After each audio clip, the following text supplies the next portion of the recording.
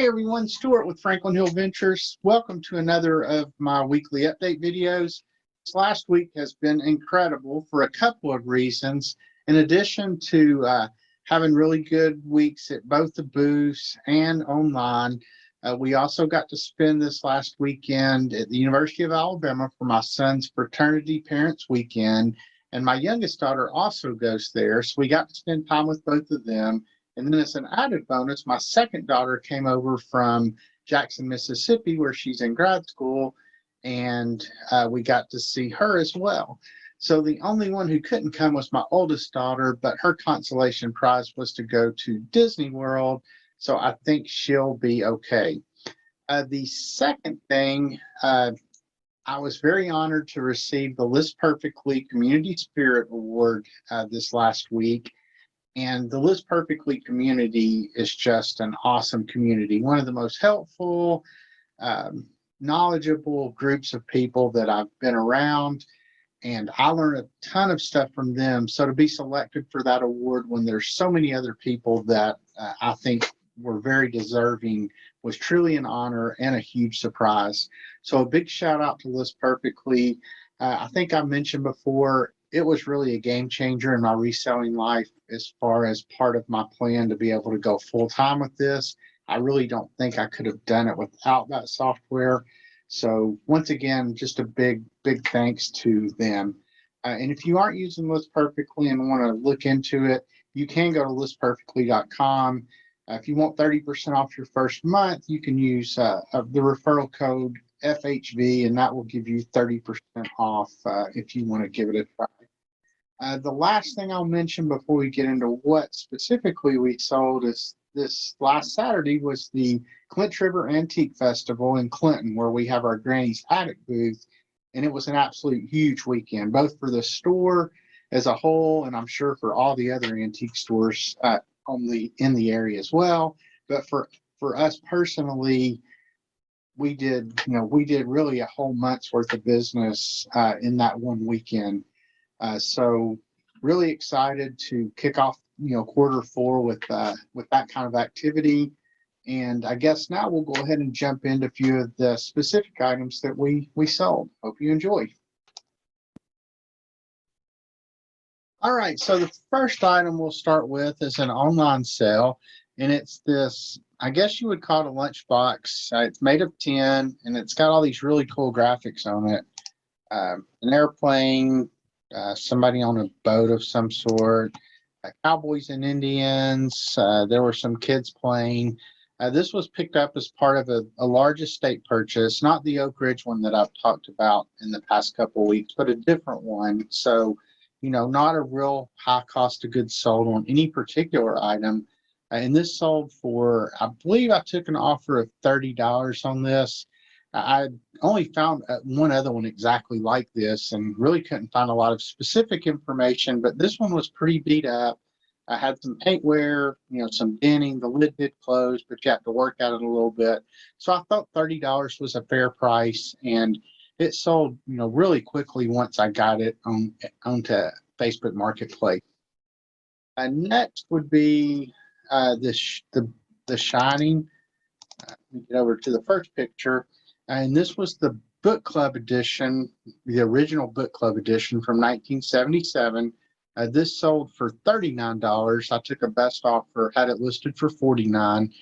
It was free shipping, but that went media mail, so not real expensive to ship. This was in the same big lot of books that I bought that included the Dune series that I'd mentioned several weeks ago that sold for $255. So this was another good sale, not quite as good as the Dune, but when you lump all these books together, I've also sold a James Bond book, or a couple of James Bond books, original ones by Ian Fleming from the 50s and 60s. And they were all kind of in this range or a little lower. So overall, I had around $2 a piece in each of those books. So, a very profitable book picked up. And that was all picked up at a yard sale.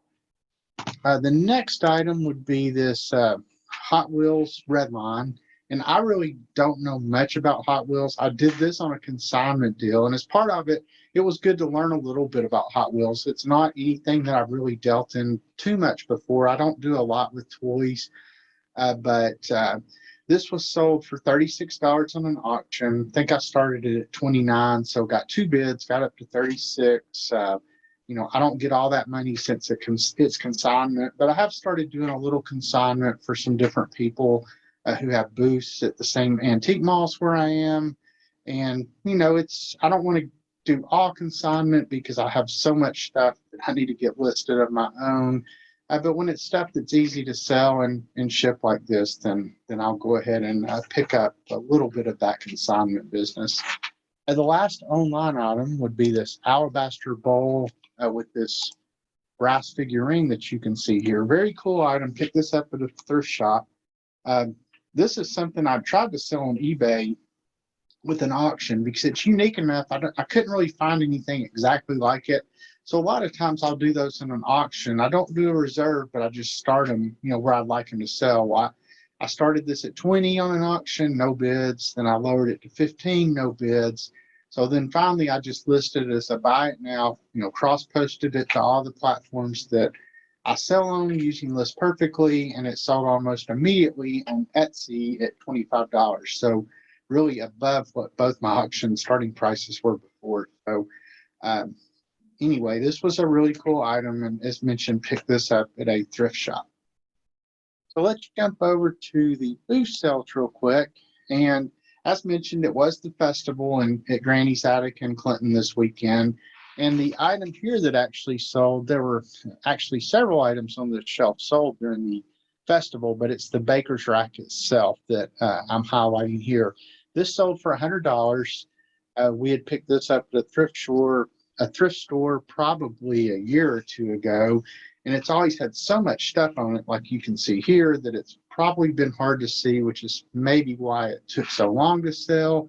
And we also tend to price things like this a little higher than what we would normally price, just other things, because we kind of want them to be a slow seller since they serve the functional purpose of holding items, and we don't always have something else immediately in its place.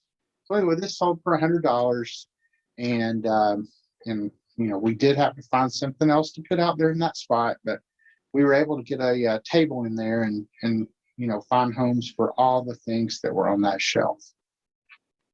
The next item will be this Paul Corky Pig bank, and this one was part of a huge lot of piggy banks that we bought at an in-person auction. So this had to be pre-COVID. So that one's been sitting out at the Bearden booth for a while, and I think it was the last one to sell because we've sold almost all the other of these stripware piggy banks. This cork here was not original, where the others had the original corks. So that probably caused it to sell a little slower, but this sold for $35, and it was probably 3 or 4 boxes of piggy banks that we paid, thinking it was around $40 or $50, and there were literally 40 banks in there. And as mentioned, this is one of the last ones. And then finally, this Gers West German punch bowl set that has German castles on it, along with 12 cups. This is a good example of why it's always a good idea to go to estate sales on the last day when they're running deals.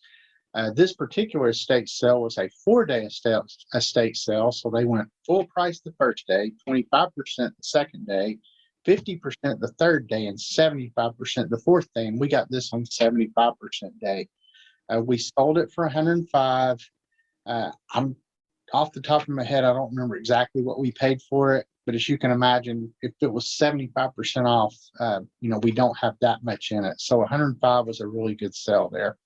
And I believe that's it for the items to highlight this week.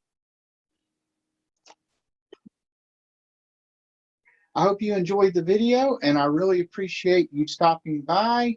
As always, you can visit www.franklinhillventures.com to find links to all my social media sites, as well as the marketplaces I sell on. And everyone have a great week, and I will see you next time.